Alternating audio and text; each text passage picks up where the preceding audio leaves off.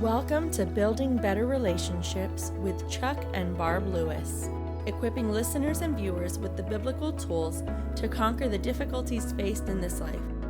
Chuck has practiced crisis intervention since the 1980s and has been in ministry together with his wife Barb for over 20 years. They've taken the countless lessons and the knowledge they've acquired and have put them into this life skills class to share with you. We hope this blesses you.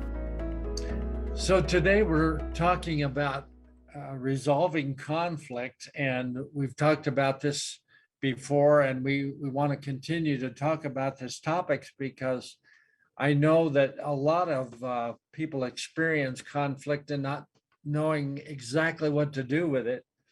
And it's like when the Bible talks about to make every attempt to resolve conflict, it's like, well, that sounds good. But how do you do that? I mean, we know how to have conflict, but how do we resolve it? Right. I'm Chuck Lewis, and this is my wife, Barbara, and we're excited to be here today and talking to you about this topic that is so prevalent. And this entire world needs to know how to resolve conflict because we definitely know how to create it. We just don't know how to resolve it. So resolving conflict in our marriage has been a process of learning and growing. And over 27, almost 28 years of marriage, we've had a lot of conflicts to deal with. Right. And we've never had the kind of conflicts that have opened the door to anything physical like domestic violence. We've never had domestic violence, thank God. But I used to teach domestic violence classes for the judicial system. I did that for about 10 years, along with being in the ministry. That was part of our ministry is to teach people tools and skills that would really help them in their relationships. And so there was a lot of conflict in the people that we were teaching. And sometimes it got so bad that it got physical and they didn't know what else to do. So usually it started out by hitting the wall. You know, men would hit the wall. And I always used to tell the men I taught, did you ever think about hitting a stud when you hit the wall? Because that'll break your hand for sure. But you can get that escalated that you're not even thinking about hitting a stud. You're just so mad you hit a door or hit the wall with your fist or whatever. And that can be very, very hard on your body. And then it can lead into domestic violence. And a lot of people have done domestic violence and thought that they would never do that with their partner. But then they find themselves doing that. And boy, that's got to be so threatening for a woman to think about being injured. And women do domestic violence too. That's true. Yeah, because it can happen both ways. Yeah. So what do you think the best thing to do would be if you're feeling that escalated in a conflict? Well, last time we talked about timeout, or in another session, we talked about timeout. That's a very important step to take. Just to, review that briefly, that's if you begin to feel escalated, then you take a break and you can say, I need to take a time out, or that you need to go to the restroom or whatever, but just to get yourself away from that conversation so that the adrenaline can come back down. I actually remember the first time that I took a time out because I always used to feel like I had to stay in there and finish the conversation. And I remember you and I were talking in bed at night, which, we were so busy. It was like night was the time that we had to talk to each other. And you said something that just instantly escalated me. And I had learned about the timeouts from you. And so I recognized that I needed to do that. It was at night. So I went out on the patio and I sat in the swing. It was summer. And I just remember for about 20 minutes, nothing came to my mind but mean, sarcastic comments. And I was so glad I wasn't up there still trying to talk to you. And I just noticed that after about 20 minutes, that the adrenaline subsided and I began to have compassion again. Mm. And then I was ready to have a good conversation. So I came back upstairs and we talked and we were able to talk through it. So So, timeout is the first thing. yeah, and how does that compassion affect the conversation? What goes on inside of you when you're feeling compassion? You care about the other person's feelings. And I feel like it doesn't matter whether I agree with you or not. I can always say that I care about your feelings. Mm, okay. So does that make you have more empathy then? Yes. And you're not wanting to just win the conversation. You're having compassion Yes. and wanting to have a win-win situation. Right. Right. Okay. It makes me, it just brings back that feeling of, loving you and caring about you. But I think it's important to say at this point too, that something I learned about love, and that is that love is not a feeling, it's a choice. And I love the commentary, 1 Corinthians 13 is where it talks about love, what God has to say about love. And the Greek for the word love in that chapter is a selfless concern for the welfare of others, not called forth by any lovableness in the person being loved, but is a product of a will to love and obedience to God's command. And so we don't have to feel loving toward our spouse. And we make a decision to treat that person in a loving way, whether we feel like it or not. Mhm. And that was a good thing for me to learn. Yeah, my mom, she's 90 years old and my dad's 95 years old. And my mom plays a song on the piano even to this day, even being 90. And the song is, love is something you do, not something that you say. And that's an old song, but she still sings it today. And I love to hear her sing that song because her and dad have always had a loving, caring relationship toward each other. And they've been a great example for me. And maybe you've never had that in your life. Maybe you've just seen your parents fight the whole time, and you've never seen conflict resolved. I know that I've really talked to a lot of people that's all they've ever known. That's all they've ever seen is how to have conflict, not resolve it. So that compassion that you're talking about is huge in a conflict. Right. Because if you're both feeling compassion, then you're saying what you need to say, but you're saying it in a kind way. And what I've loved about you, Barb, is you've always wanted things to be said in a kind way. And kindness is important to me. You've demonstrated that. I mean, throughout the years of our marriage, I mean, you've always been kind, and you've never been to the point of being so toxic that you've said so many inflammatory things that I couldn't even hear what you were saying. We've never had that experience. And what do you think keeps you from being inflammatory as far as, because I know the emotions sometimes get really high. And why do you think kindness has been such a important thing for you to choose? I think because I need it. So if I need kindness, I'll want to give kindness. I've heard there's a little saying that I've heard, and it's say what you mean what you say, and don't say it mean. Yes. And when I told that to our daughter, she goes, well, I've heard the first part of that, but I've never heard the last part that says, and don't say it mean. And I think that it doesn't matter how much we disagree or how angry we are, it never gives us a right to treat the other person with abuse. And I think to talk in a mean, sarcastic way is abusive, and it doesn't lead to resolution. So if we could think about what is our goal with this conversation, And if our goal is to wound and hurt somebody as much as we feel like we've been hurt, then Mhm. saying those mean things will accomplish that. But if our goal is to actually work through to resolution, I've heard that conflict is the doorway to intimacy. It can lead to a more intimate relationship if we do it in a kind and respectful way, treating that person with value.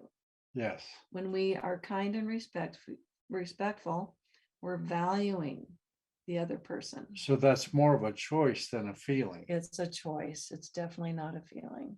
You know, when you're escalated with a conversation, it's hard to think about things that will honor the other person. But what Barb said is we're both valuable. And if we see each other as being valuable to God, even if we're not feeling real valuable toward the other person, or they're not feeling real valuable to us, we're still valuable to God. Right. And the Lord spoke to me one time, not in an audible voice, but it was deep down in my spirit. Mm-hmm. And the Lord just said to me so clearly, it might as well have been audibly because it was just so clear. He said, "That's my daughter that you're talking to." Whoa. Yes, sir. Boy, I tell you what, he had my undivided attention because I had never thought about that. But Mm-hmm. she is a daughter of God, and I'm a son of God. So if we treat each other like we are in that position, then we would never speak to each other dishonorably. If God was physically in the room, we would not speak that dishonorably. And I've had people say, "Well, I'm sorry, but when I get that upset, I just say what I think, and I don't have any control." Well, it sure feels that way, but that's not the truth.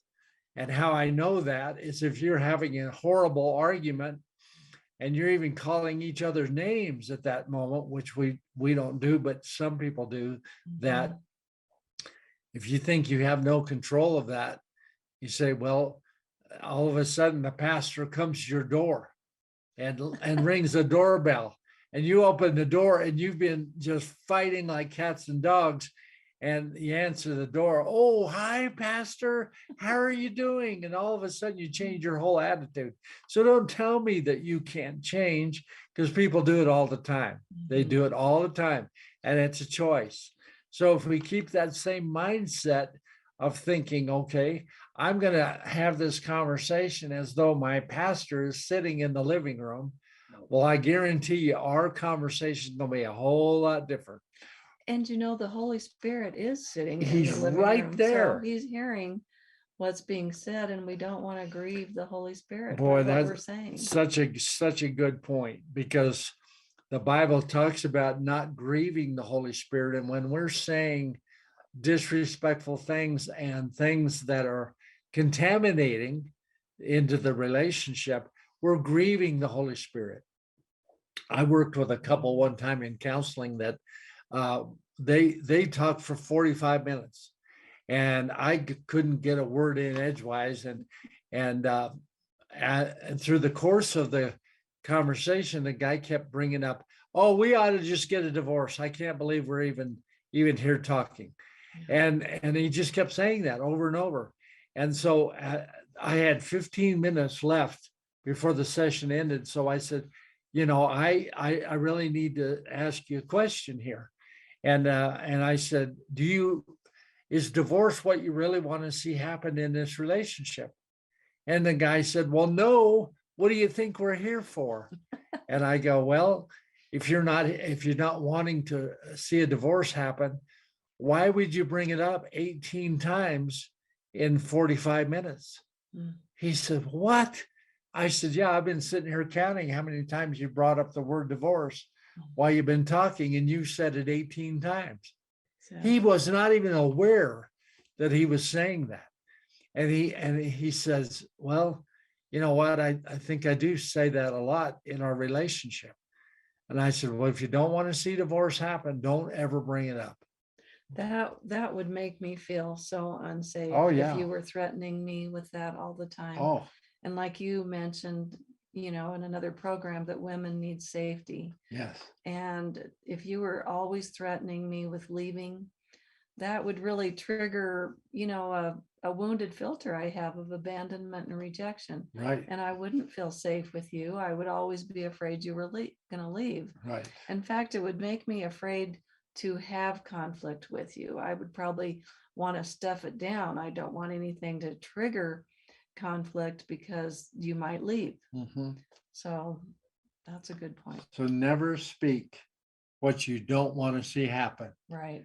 And Barb and I do kind of a funny thing sometimes where she'll be doing something in the kitchen. I'll be in the living room and I'll say, okay, all right, just keep talking that way. Just keep saying those things. And I'm going to come right over there and kiss you right on the mouth. and we love to joke around like that because really we were talking before about not grieving the Holy Spirit. I want to invite the Holy Spirit. I want to invite angels into our home. And I don't want to have the kind of talk coming out of my mouth that's going to grieve the Lord and grieve the angels, that they don't even want to be around to listen to this kind of stuff because of the fact of what's coming out of our mouth. The Bible said, let no corrupt communication proceed out of your mouth.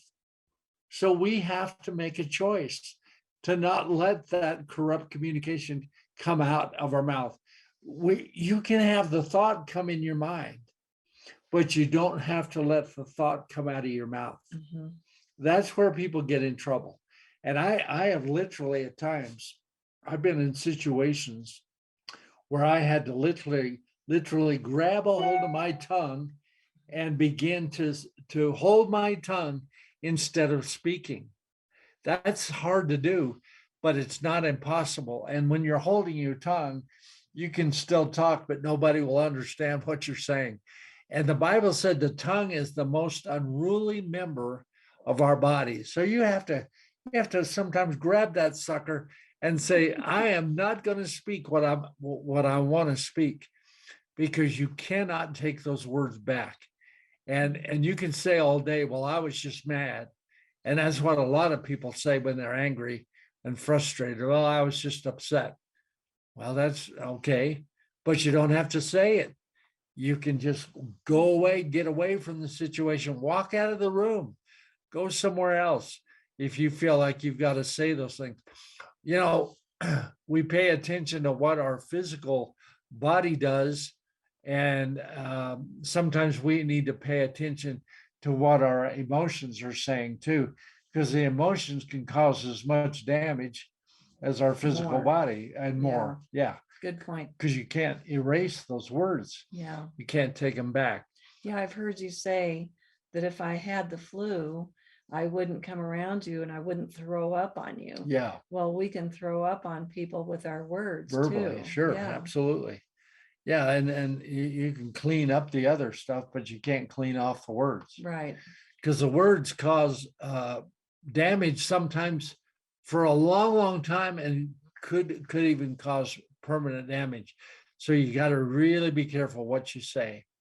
Well, if you want to write in your questions on our website or our email to address on the air, feel free to do that.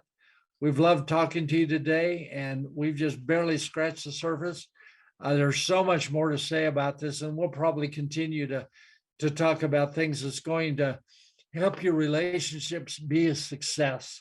And that's our goal of this program, is we all need help with our relationship. Nobody has arrived. Some people will talk like they have arrived, but they haven't. And we all need help and assistance. So let us know how we can pray with you.